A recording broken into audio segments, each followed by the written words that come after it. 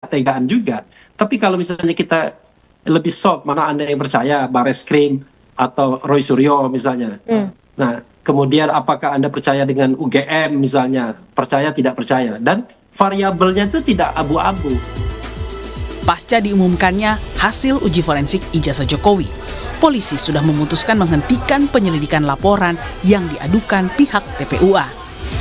Meski begitu, TPUA bersama Roy Suryo bersikukuh meminta Bareskrim segera melakukan gelar perkara khusus terbuka untuk kembali menguji ijazah dan skripsi Jokowi dengan melibatkan pengawasan Kompolnas.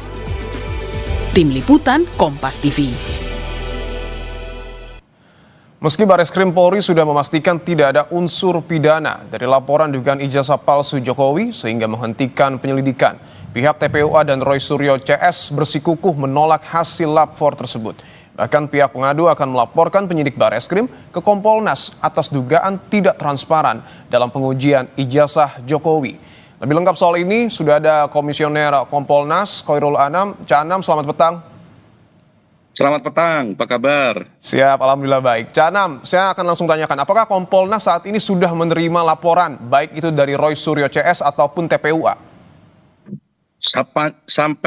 Sampai kemarin ya, ketika kantor masih buka, kan sekarang libur, itu tidak ada pengaduan, baik datang langsung maupun per surat. Itu yang kami ketahui. Ya, sehingga kami memang menunggu aja. Ini kan sudah 1 minggu isunya mau datang ke Kompolnas, mau mengadukan dan lain sebagainya. Tapi sejauh ini sudah ada komunikasi, Cak Anam?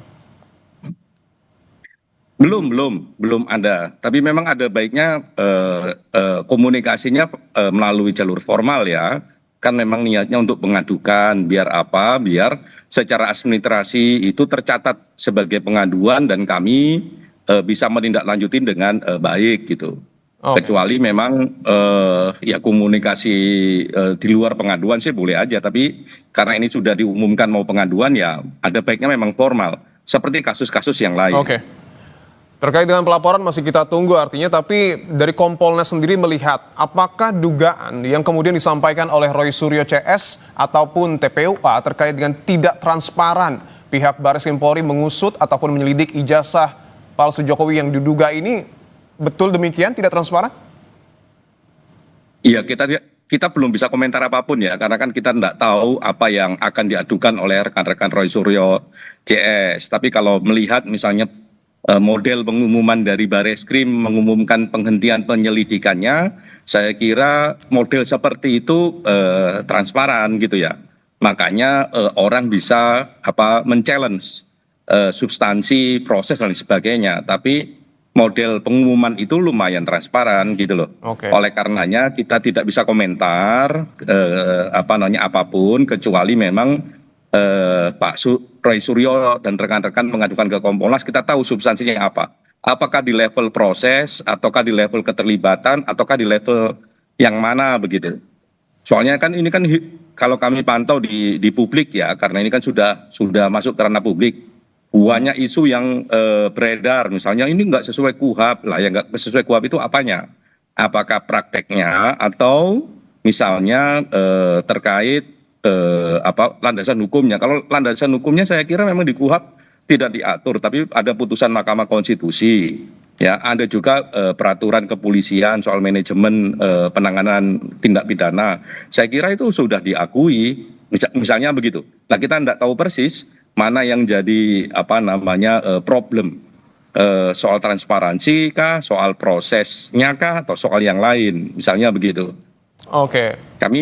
Kami tidak mau mendahului kecuali memang datang menjelaskan pada kami. Lah yang penting begini, karena ini adalah hak semua warga negara ya sama perlakuannya dengan hak warga negara yang lain. Kita tidak peduli siapa yang melaporkannya dan siapa yang dilaporkannya, itu yang pertama.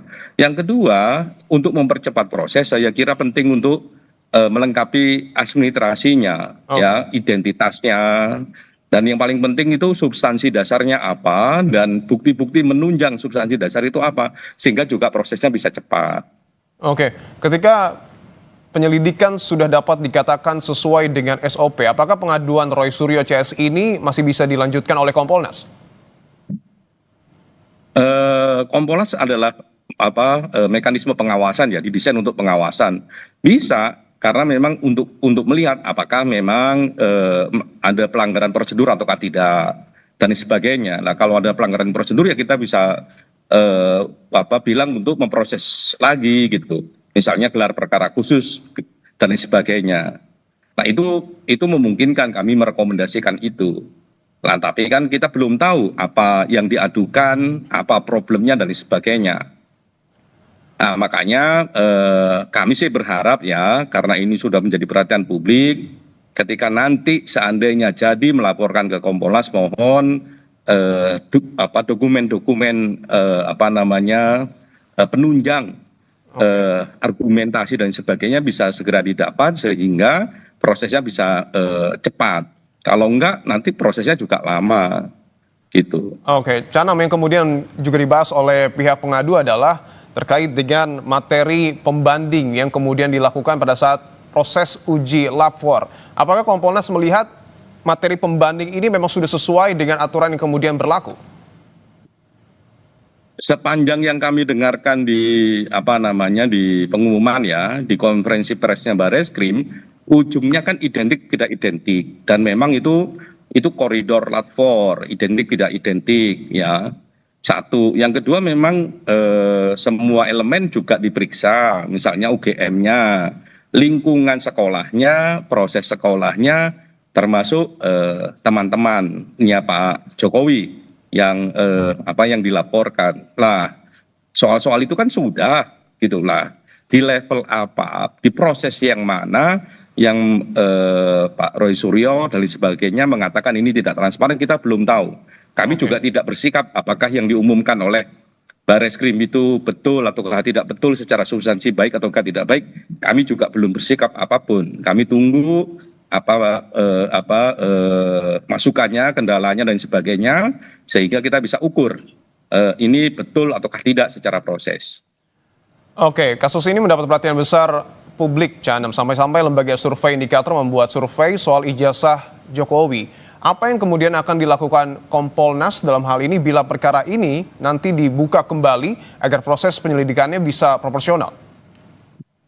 Yang pasti sih kita akan mencoba ya satu mekanisme yang akuntabel dengan prinsip-prinsip kerja yang objektif gitu ya. Objektif itu kan salah satu yang paling penting adalah ya siapapun yang mendapatkan fakta tersebut ya akan melihat dengan cara yang sama, dengan instrumen yang sama. Nah, akuntabilitas juga begitu, mulai dari proses dan sebagainya juga bisa diukur ya.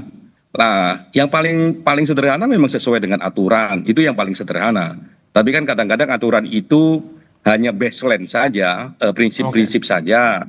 Akan lebih bagus kalau di atas itu, idealnya kayak apa, itu akan kami ukur. Baik, tentu kita akan menunggu pelaporan yang kemudian harus terlebih dahulu dilakukan oleh Roy Suryo CS dan juga pihak TPUA kepada Kompolnas. Terima kasih atas pernyataan Anda, anggota Kompolnas Khairul Anam, atas waktunya. Terima kasih banyak. Saudara, keluarga mahasiswa UGM yang tewas ditabrak mobil mewah almarhum Argo Eriko Avandi minta proses hukum tetap berjalan. Meski keluarga tersangka penabrak